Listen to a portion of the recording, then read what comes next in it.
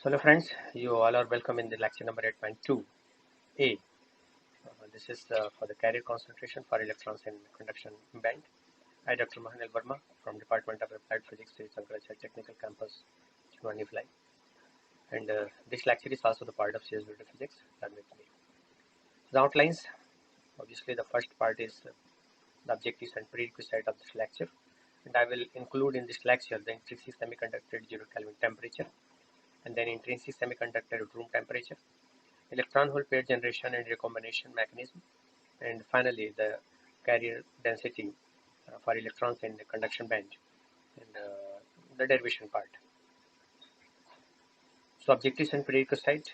The objectives of this lecture is to explain the carrier concentration for electrons in conduction band, and in order to understand this lecture thoroughly, my expectation from my student is they should have the knowledge of basics of semiconductors, energy levels, density of states, Fermi-Dirac distribution function, trigonometric and integration method. So semiconductors are classified into two parts, intrinsic and extrinsic semiconductor, and out of which this intrinsic semiconductor is actually the pure semiconductor. At 0 Kelvin, all valence electrons engaged in covalent bands, and bonds are complete. So one can see from this figure, all bonds are completed, and free electrons do not exist in the solid. So consequently, the semiconductor at 0 Kelvin cannot conduct and act as a perfect insulator. So this is the band diagram. This is the conduction band. This is the valence band.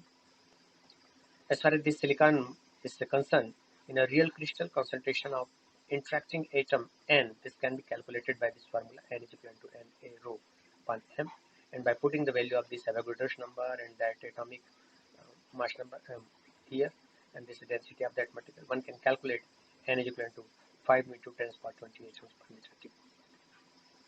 And since the valency of the silicon is 4, so there will be 4n times 4n numbers of electrons will be there in this valence band, and since one energy level contains maximum 2 electrons as far as that Pauli's exclusion principle is concerned, so we need 2n numbers of lines and 2n numbers of bands here.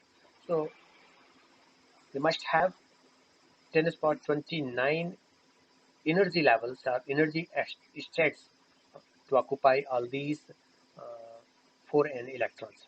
And similarly, there must be 10 to the power 29 per meter cube levels in the conduction band also. And this gap is easy, which is the forbidden energy gap.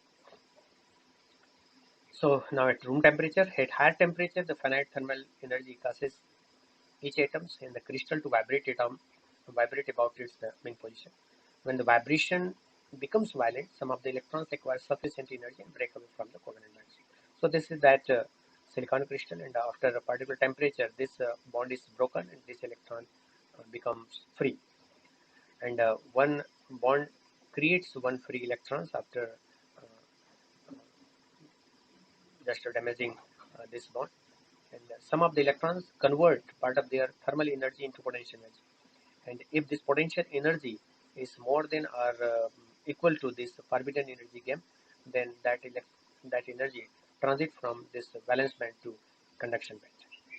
And E is the characteristic of materials by which we can classify these materials as semiconductor, insulator, or conductor. And some data here. The concentration of broken bond in silicon crystal at the room temperature is 1.5 into 10 to the power 16 per meter cube, and obviously there will be 1.5 into 10 to the power 16 electrons per meter cube, because one broken bond gives one electron, and this will transfer to conduction band after getting a sufficient amount of energy.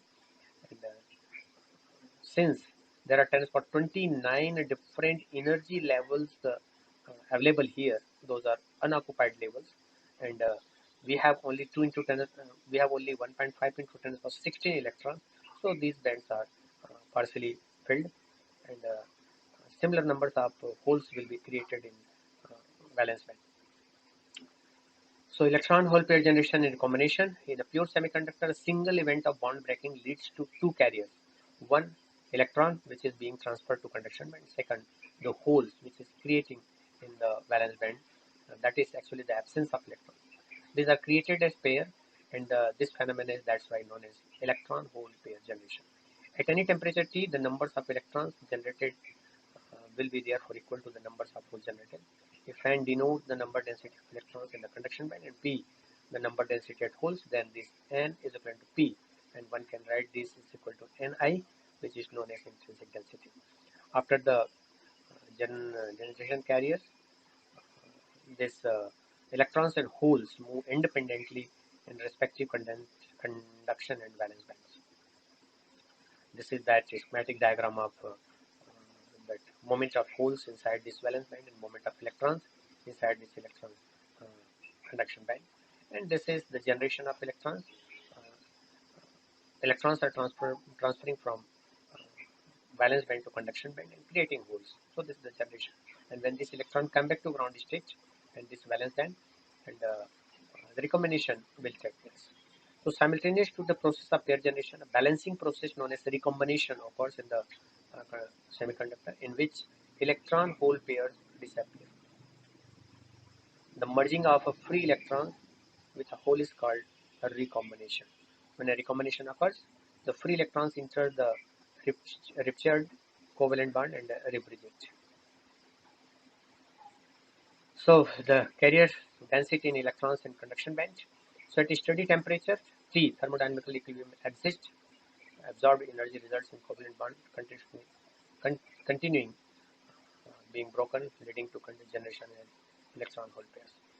So when thermodynamical equilibrium exists, it is maintained because this electron hole pair generation as well as recombination takes place simultaneously.